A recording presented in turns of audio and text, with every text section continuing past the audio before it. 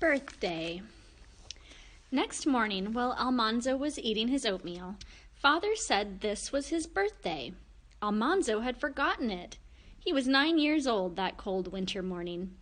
"There's something for you in the woodshed," Father said. Almanzo wanted to see it right away, but Mother said if he did not eat his breakfast, he was sick and must take medicine. Then he ate as fast as he could, and she said, "Don't take such big mouthfuls. Mothers always fuss about the way you eat. You can hardly eat any way that pleases them." But at last breakfast was over, and Almanzo got to the woodshed. There was a little calf yoke. Father had made it out of red cedar, so it was strong and yet light. It was Almanzo's very own, and Father said, "Yes, son, you are old enough now to break the calves." Almanzo did not go to school that day. He did not have to go to school when there were more important things to do. He carried the little yoke to the barn, and Father went with him. Almanzo thought that if he handled the calves perfectly, perhaps Father might let him help with the colts next year.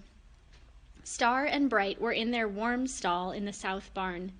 Their little red sides were sleek and silky from all the curryings Almanzo had given them.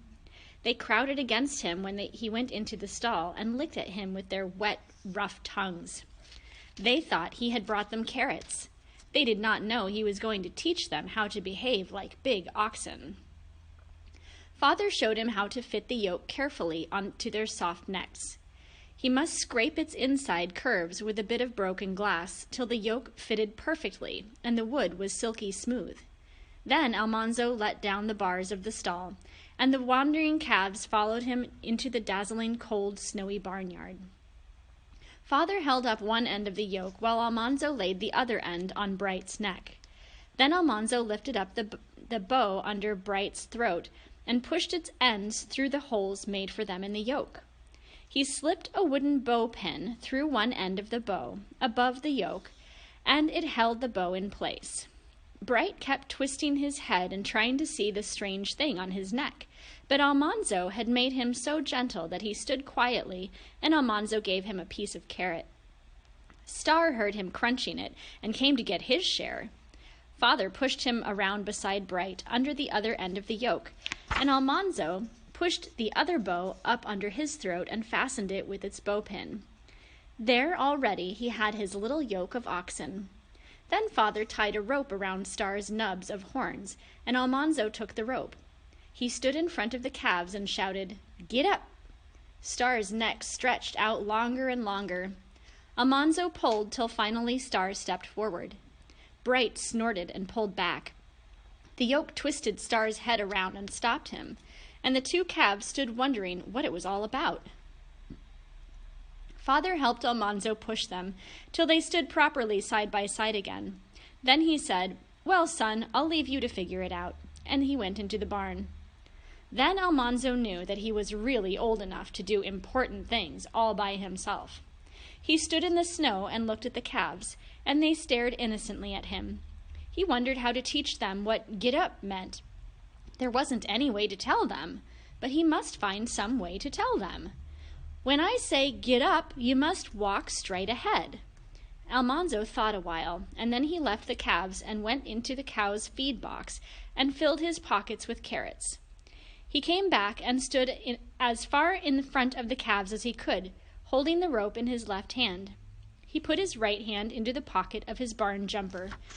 Then he shouted, "Get up!" and he showed Star and Bright a carrot in his hand. They came eagerly. "Whoa!" Almanzo shouted when they reached him, and they stopped for the carrot. He gave each of them a piece, and when they had eaten it, he backed away again, and putting his hand in his pocket, he shouted, "Get up!" It was astonishing how quickly they learned that "get up" meant to start forward, and "whoa" meant to stop.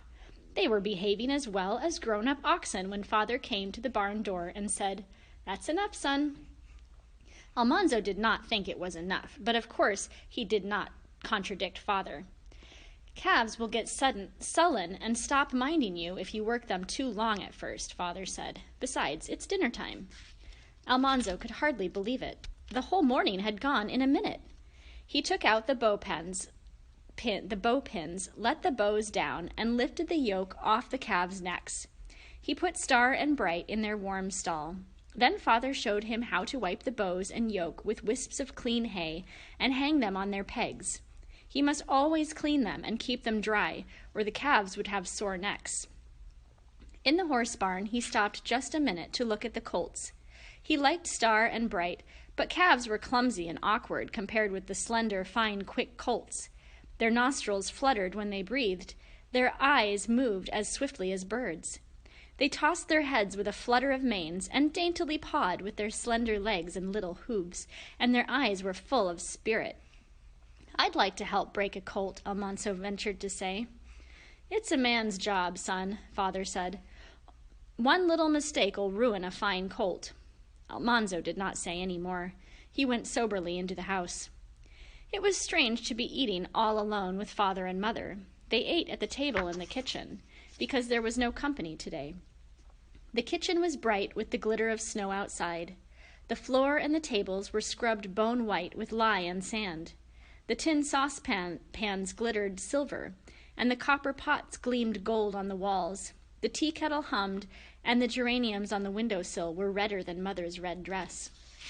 Almanzo was very hungry. He ate in silence, busily filling the big emptiness inside him, while Father and Mother talked. When they finished eating, Mother jumped up and began putting the dishes into the dishpan.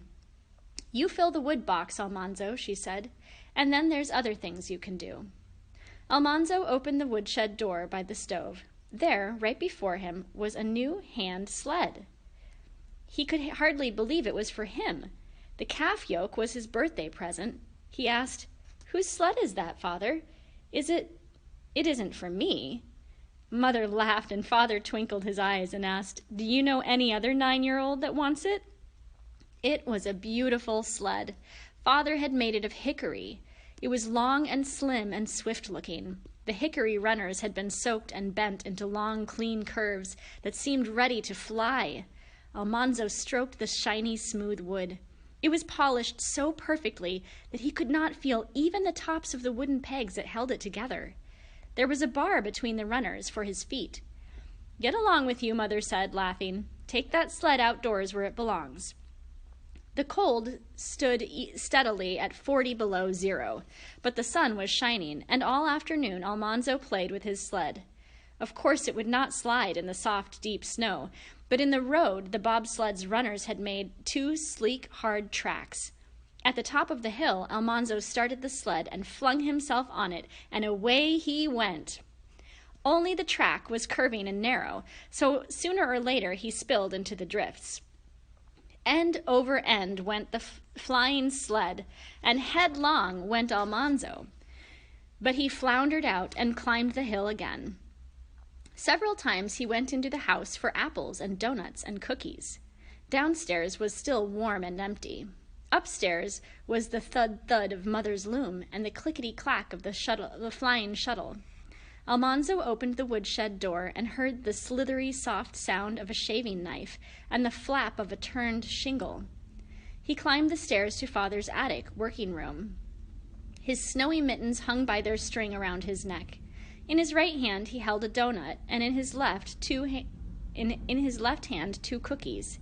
He took a bite of donut and then a bite of cookie. Father sat astraddle on the end of the shaving bench by the window.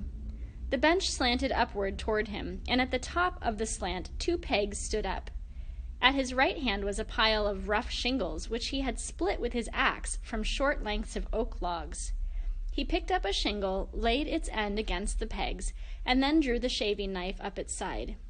One stroke smoothed it. Another stroke shaved the upper end thinner than the lower end. Father flipped the shingle over. 2 strokes on that side, and it was done. Father laid it on the pile of finished shingles and set another rough one against the pegs.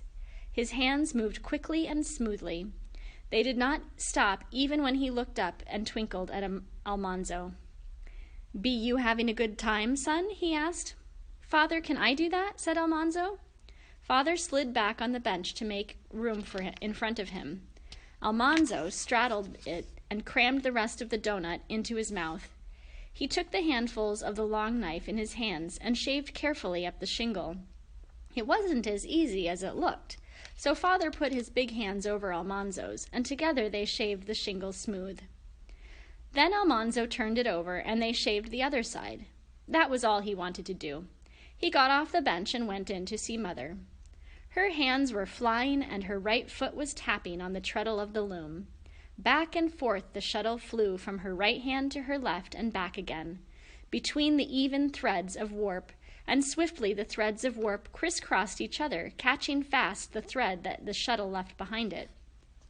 Thud, said the treadle. Clackety-clack, said the shuttle. Thump, said the handbar, and back flew the shuttle. Mother's workroom was large and bright and warm from the heating stove's chimney. Mother's little rocking chair was by one window, and beside it a basket of carpet rags torn for sewing. In a corner stood the idle spinning wheel. All along one wall were shelves full of hanks of red and brown and blue and yellow yarn, which Mother had dyed last summer. But the cloth on the loom was sheep's gray. Mother was weaving undyed wool from a white sheep, and wool from a black sheep twisted together. What's that for? Said Almanzo. Don't point, Almanzo, Mother said. That's not good manners. She spoke loudly above the noise of the loom. Who is it for? Asked Almanzo, not pointing this time. Royal, it's his academy suit, said Mother. Royal was going to the academy in Malone next winter, and Mother was weaving the cloth for his new suit. So everything was snug and comfortable in the house, and Almanzo went downstairs and took 2 more donuts from the donut jar, and then he played outdoors again with his sled. Too soon the shadows slanted down the eastward slopes, and he had to put his sled away and help water the stock, for it was chore time. The well was quite a long way from the barns. A little house stood over the pump, and the water ran down a trough through the wall and into the big watering trough outside. The troughs were coated with ice, and the plump handle was so cold that it burned like fire if you touched it with a bare finger. Boys sometimes dared other boys to lick a pump handle in cold weather. Almanzo knew better than to take the dare. Your tongue would freeze to the iron, and you must either starve to death or pull away and leave part of your tongue there. Almanzo stood in the icy pump house, and he pumped with all his might, while Father led the horses to the trough outside. First, Father led out the teams, with the young colts following their mothers. Then he led out the older colts, one at a time. They were not yet well broken, and they pranced and jumped and jerked at the halter rope because of the cold. But Father hung on and did not let them get away. All the time, Almanzo was pumping as fast as he could. The water gushed from the pump with a chilly sound, and the horses thrust their shivering noses into it and drank it up quickly. Then Father took the pump handle. He pumped the big trough full, and he went to the barns and turned out all the cattle. Cattle did not have to be led to water. They came eagerly to the trough and drank while Almanzo pumped. Then they hurried back to the warm barns, and each went to its own place. Each cow had turned into her stall and put her head between her own stanchions. They never made a mistake. Whether this was because they had more sense than horses, or because they had so little sense that they did everything by habit, Father did not know.